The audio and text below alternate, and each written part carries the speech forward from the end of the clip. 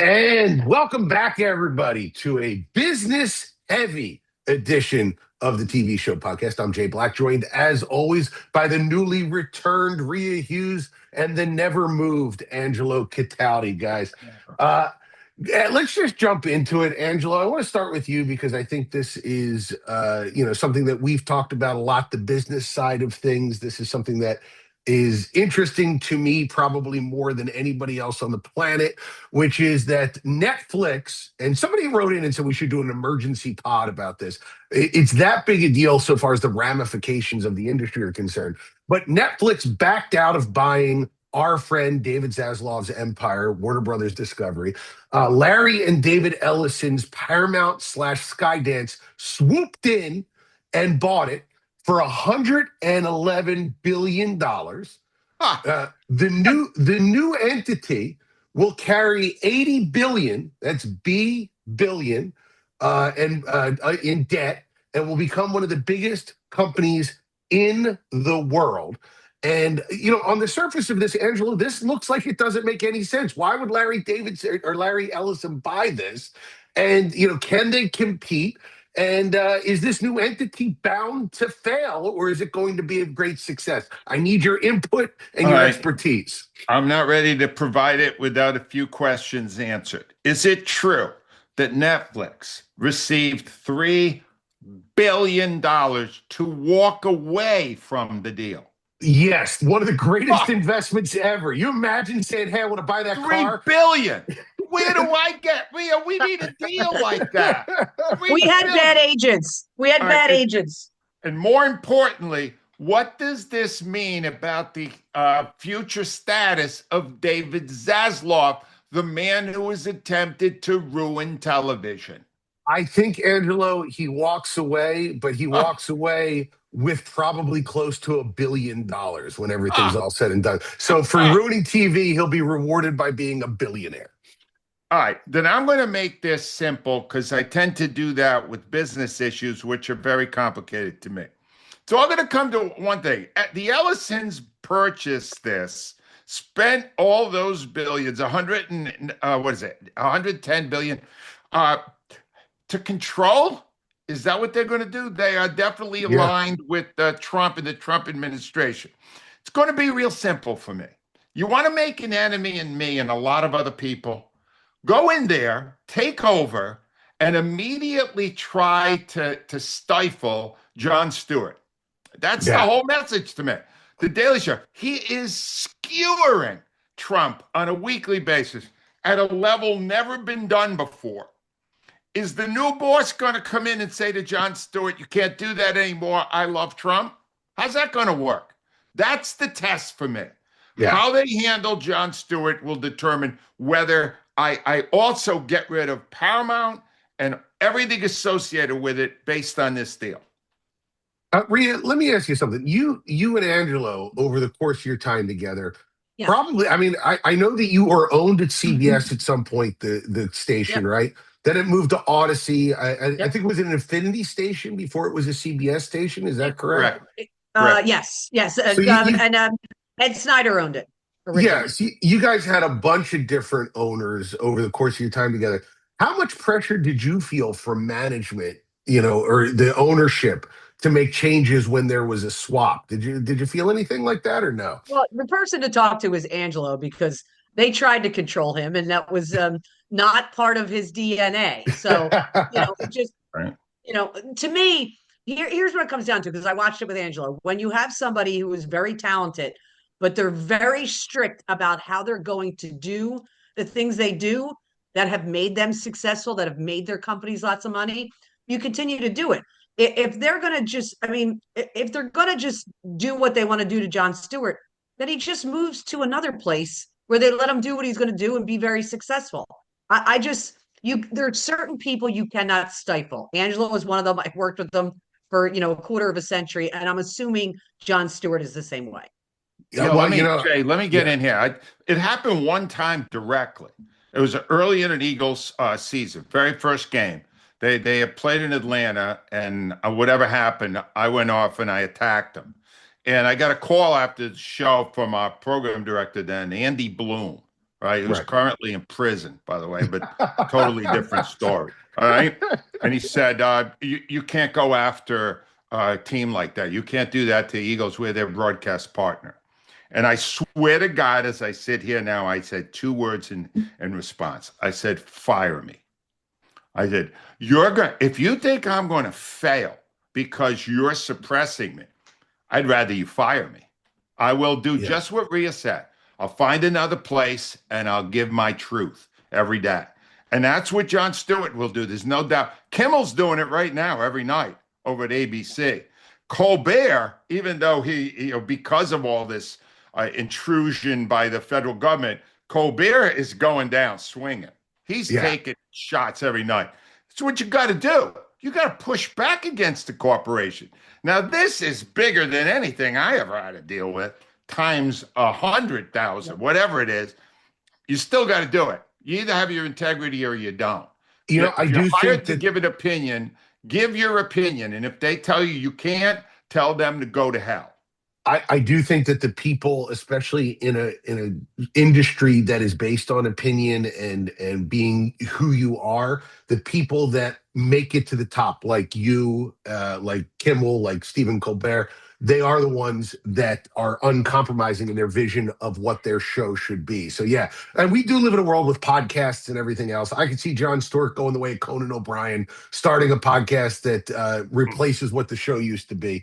I just, the way I look at it is, if you're taking on $80 billion in debt to own a company that makes $9 billion a year, you're either dumb or you have some other agenda. And, I worry about that other agenda because, it's not like Ellison's going to be poor at the end of this. So why is he doing it? It doesn't make a lot of sense to me. The reality of it is, for most of us, is I'm going to speak for myself because I know how much you are into it, and Angelo. I don't understand all of it. It's too much money. It's too many pieces. And I try to go, well, how is it going to impact me? I'd be able to see if it impacts me if all of a sudden Jon Stewart is doing song and dance tunes. But as just a consumer, I read numbers like that and I just go, I just can't comprehend it. Yeah, that makes a lot of sense. Jay, I got one other thing I want to do just in this political world that we're in today. Yeah. I just have to do it because I'm fascinated by it. So I'm watching, I get up now about 8 o'clock. Sorry, Rhea. And and I snap on the network shows and CBS this morning, this is March 4th, the Wednesday morning. And CBS has got on the latest briefing from Pete Hegseth. And then I go to NBC and they've got on the briefing. And I go to ABC and ABC said, no, it's all political hula. It's just, it's hard. And they blew it out. So you already know, all right? NBC is afraid of Donald Trump. CBS is afraid. Really afraid. They got Barry Weiss there now, who's another lemming in the Trump world, and she's there making sure that they align with the administration. ABC said no. Wow. So guess who now I favor? ABC. Wow. ABC, a reversal. ABC said we're not doing that. And that you got to watch this all the time now, because either you're going to be bullied into acquiescence with the current administration, or you're going to go, no, I don't care about your FCC guy. I don't care about all these other people. I'm going to do what I think is right. Those are the people you need to follow at a time like today. I say all this, but if CBS called me tomorrow and said, do you want to replace Colbert and all you have to do is wear a Donald Trump tie every night? $5 million, I'm out. I'm doing it in a second. You guys will see me on there going like, Donald Trump, greatest president that has ever lived. And I'd like to show you my new house. It's beautiful. Hold on, Rhea. Phoned in news agencies. Apparently, Jay Black is a whore. Well, for $5 million, I don't blame him. Yeah, hang on, let me get my lipstick on, everybody. Go over here. Yeah, for $5 million, I would too. We're all whores. Let's switch to something a little bit lighter. Bill Lawrence, who I just think is killing it right now, just absolutely doing fantastic, kicking on all cylinders, brought back his great TV show Scrubs in the last week, and it's done spectacularly well. Not only are are people loving the critics are loving it, the people are loving it. He managed to continue the essence of the show without remaking the show. I think that was what Sepinwall said, which is very difficult to do. So I wanted to ask you, Angelo, about Scrubs. And are you a fan? Have you watched it? Yeah. And I'd like to ask both of you, what is a great reboot that you've seen in recent years? So first, let's talk Scrubs, Angelo. What is your opinions on the new show? It's a very good show. I don't think it's a great show. It's a very good show. But you just explained why it worked. They didn't change the essence of the show. They didn't send it in a different direction. They didn't find somebody who had died and make a big deal about that. They just took you back into the world that you loved being in the first time. Recreate the world that made the show a success, and you at least have a fair shot at doing it. And that's what Scrubs did, and that's why there are. As for the people that did it best, there's no doubt in my mind, it's Dexter. Dexter is better now. And you know what happened? It's simple. If you had an original showrunner and that person left, and then your show tanked, here's a way to reboot it. Bring back the guy that made it successful. Exactly. And you got it. That's simple. Rhea. So to me, there's been a lot of misses, like Frasier moving to Boston and his son's a firefighter. That was a dud. Absolute dud. I thought the Connors did it well.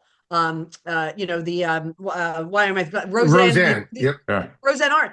Even after she got booted off, I just thought it was amusing. They were still like the same people. So I thought they did it well. You know what I immediately went to when you brought this topic up? Remember the show? We talked about it. It was on Hulu. It was actually, I think, called Reboot. It was a show about. Yeah.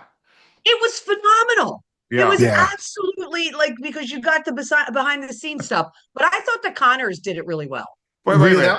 You want to reboot? I just when you brought it up. I said, well, I really enjoyed that show. I just remembered how much I liked it. Let's reboot it. Rhea, that was actually my choice on the, my first choice was the Connors, only because they took the show in a different direction. They brought it back. They made it about what it was like to live in, post-pandemic America or pre-pandemic, right before. I'll tell you another one that you guys would never pick because it's a science fiction show. When Ronald Moore brought back Battlestar Galactica. The original Galactica in 78 was a cheesy Star Wars ripoff, and the 2005 Galactica was, post 9/11 America summed up in science fiction, does the best thing that science fiction does, which takes contemporary issues and extrapolates them out to the future. And, I think in a lot of ways, science fiction since in the last 20 years Battlestar Galactica has set the template. So that was a phenomenal job there. And I know I'm a nerd, guys. Angelo and I would never pick anything like that. No, he would. I would not, for sure. I'll say this, though. I've just finished a total binge on Mad Men, and I would just love to see them reboot that. It ends. I hope I'm not giving this away. It ends with Don going on retreat and coming up with maybe the greatest ad campaign ever. Right? Yep. So you want to see what happened after that? Don Draper. It was such a great show. And Matthew Weiner, who was the showrunner, went on to do Desperate Housewives. But now I don't see much from him. How about you bring back those great characters for one last season? AMC apparently pitched him on doing a Sally Draper in the 80s show. And I would 100% watch Sally Draper in the 80s. I think you could do for the 80s what you did for the 60s and bring Don in for 3 episodes a season. Come on, tell me that's not something. Come on, Larry Ellison, make that and I'll be your friend. I'll tell you how great you are. All right, so Rhea, this just passed about a month and a half ago. And I'm reminded of it because, everything old is new again. We're in another war in the Middle East. In 1991, Desert Storm 1 happened 35 years ago. And it was a seminal event for me. It wasn't like a huge war, it wasn't World War II, but it was the first war that you could watch on CNN. And I don't know if anybody, like, if you're a younger person, you don't understand what it was like watching videos of smart bombs hitting houses. I mean, you remember Wolf Blitzer became a big star. Norman Schwarzkopf became a gigantic. Everybody was like Norman Schwarzkopf for president, Colin Powell for president. It was an amazing thing to be able to watch on TV. And it just got me thinking about things that you saw in real time that you can remember where you went, oh, wow, this is going to change things. This is a brand new thing I'm watching. Do you have an example of that for me, Rhea? I do, but just real quick, because whenever his name comes up, I tell people this and they're blown away by it. Do you know that Norman Schwarzkopf's father was the head of the state police who investigated the Lindbergh baby kidnapping? No, Wow. that's Serious. Yeah. Wow. Isn't that wild? I read a book on it because I'm obsessed, obviously you guys know, with true crime. So I yeah, read a book once. So yeah, well, for me, it was the OJ Simpson trial. To watch, not just, because not all states allow you to watch trials on TV, but to watch a trial of a guy, I grew up, a little too young for his football career, but the movie career, yeah, and just what a superstar he was. And to watch in court all the crazy stuff that went on. I mean, Angelo, Angelo, we talked about it. We were addicted to it. I was at the Deptford Mall in Macy's, which, you had all the TVs up that they were selling, and they announced that the verdict had come down. I couldn't get to my car fast enough to get home. So yeah. for me, it was the OJ trial. It's a great one. It's a great one. Rhea, when that civil case came through, and they announced guilty in the civil case, Yeah. I was in college, and everybody in the dorm was in the room watching it like it was the Super Bowl. It was insane. Yeah. Angela, what about for you? I mentioned the 67 One World in the email. Is that something that was a big deal for you, or do you have something else? I'm really old, Jay. I go back even earlier than that. I go to 63. The biggest moment in my life, or anybody's life who's here today. And it was the assassination of JFK. Oh, wow. And it's the first time I can recall that TV just became the window into this world. Everyone was transfixed. And ironically, I just mentioned Mad Men.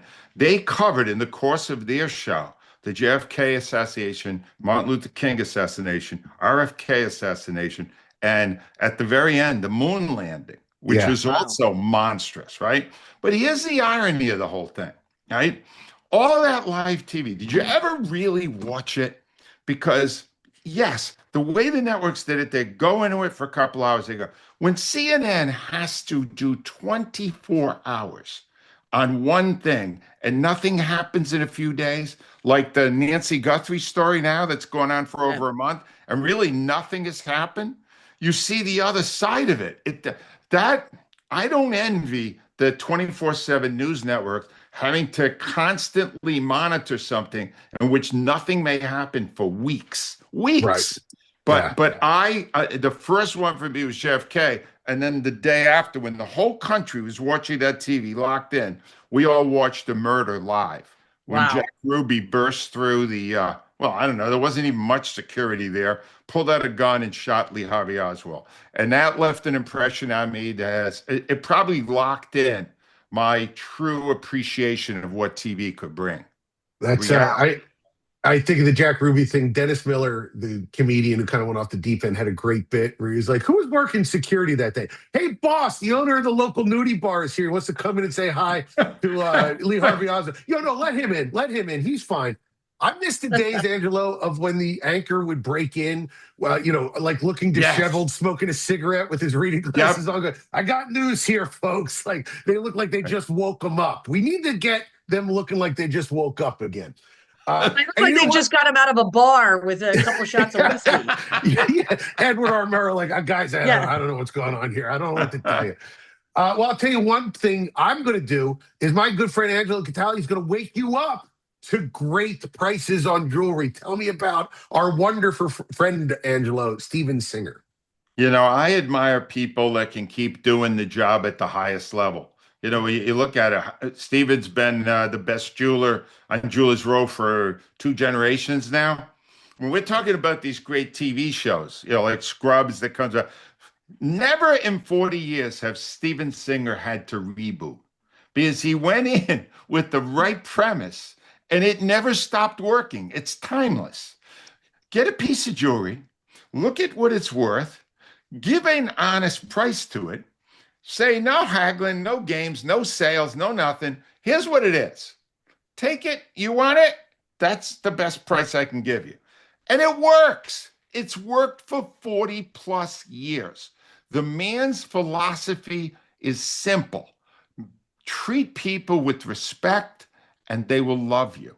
And nobody knows this more than the mom of a ladies' man, Rhea Hughes and her son, Clark Cohn. Yes. Rhea, please explain. Yes. Well, so no, like Clark's been in there to the one at the other corner of 8th and Market. When you know you're really good, you expand. So Stephen's got the new store in Newtown, which you can go out to that one right next to the Capitol Grill, I heard. So go out and have a great, have a great time at Stephen's restaurant and then go next door. I know Clark's girlfriend has a birthday coming up. So we've been looking at some stuff and I love this. This is called the Silver Black and White Hug Heart Diamond Necklace. Look at how beautiful that is. Ooh. It's $238. He's got a thing on his site, gifts for under $250. So you can go on that. And Clark's working now. He's a big time employee, makes his own money, which I love. Very cool.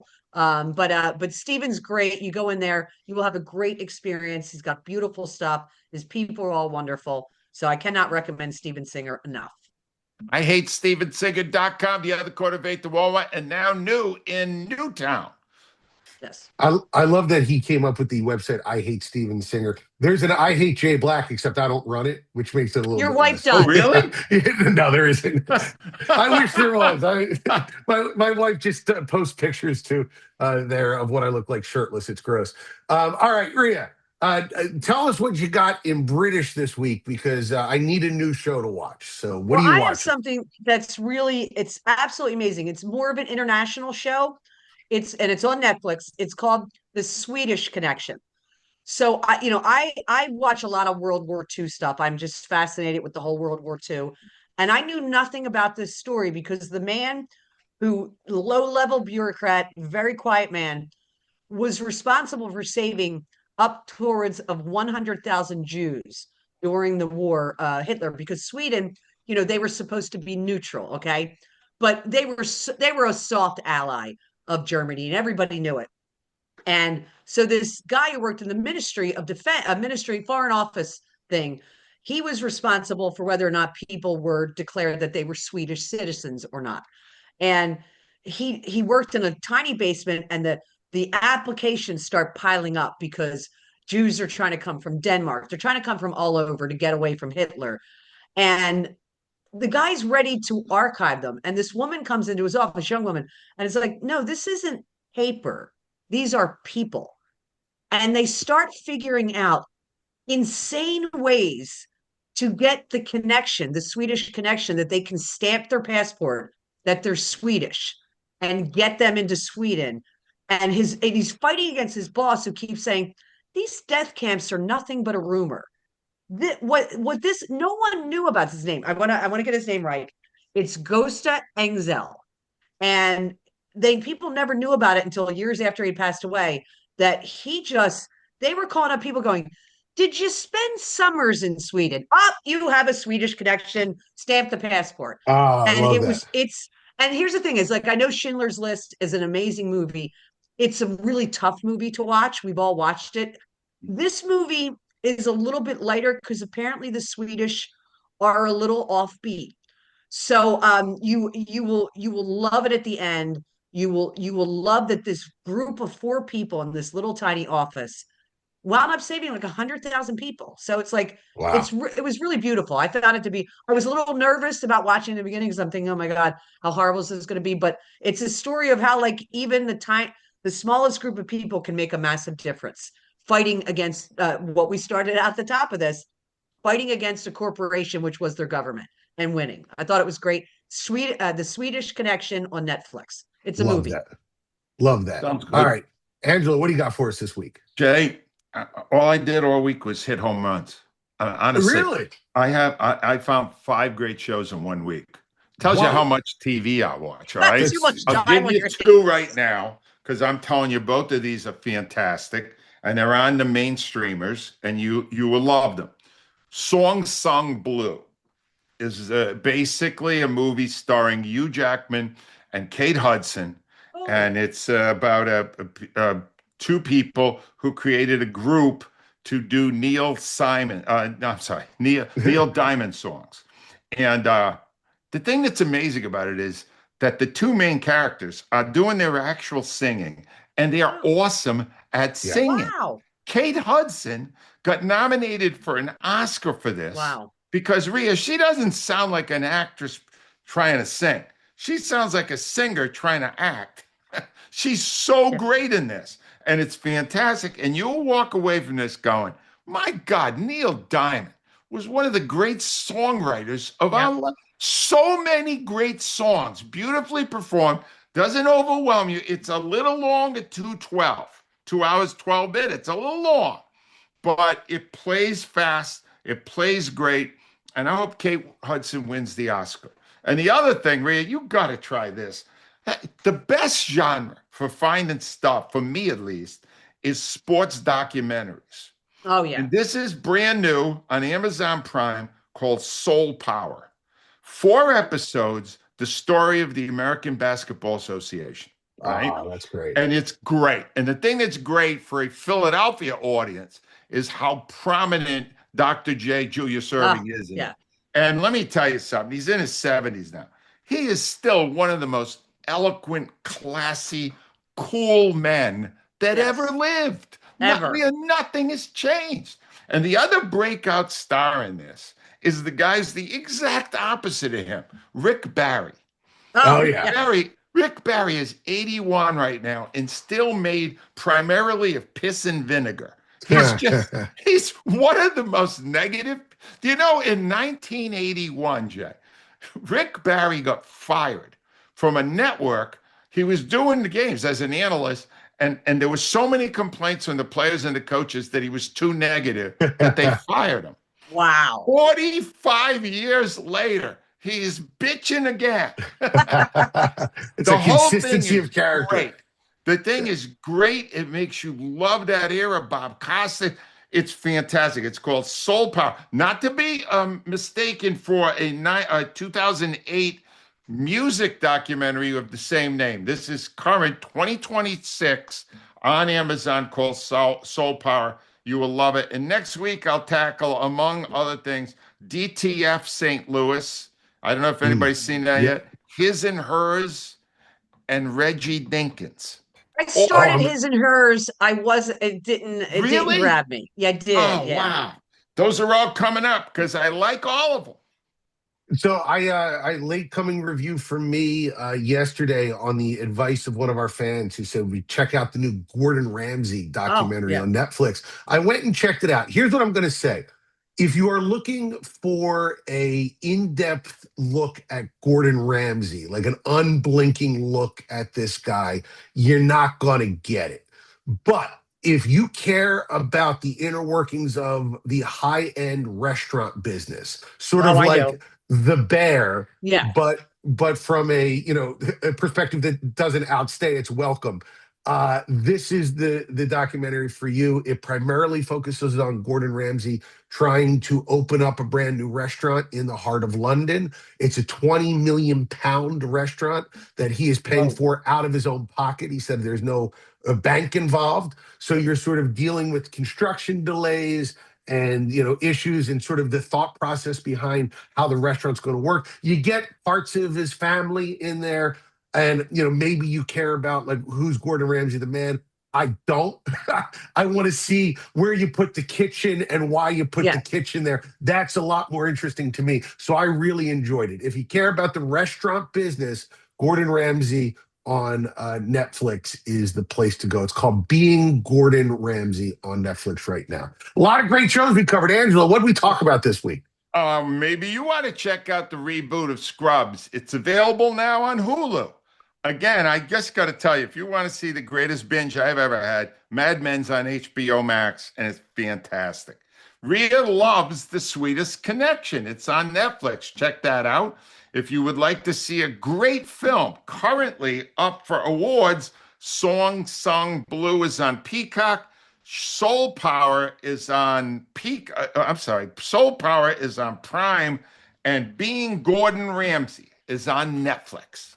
That man right there is Angelo Cataldi, author of the book Loud. You want to hear all about his incredible life and his problems with authority? Go read his book. You can get on Amazon.com, get on AngeloCataldi.com, or you can listen to it on Audible.com. That's Rhea Hughes right there. You can listen to her on WIP every single morning if you go to the Odyssey app. You can do that anywhere in the world, or you can check out her great Instagram, which is Rhea Hughes 94 WIP on Instagram. You want to hear me be political until CBS pays me $5 million a year? Go to my Instagram, Hello Jay Black. Right up, you'll notice the second I start saying, you know, Donald Trump has a lot of good points, you'll know that Larry Ellison got to me, gave me a payday. But hey, you do the same thing. Don't judge me. How dare you? Ladies and gentlemen, we'll be back next week with more great TV content.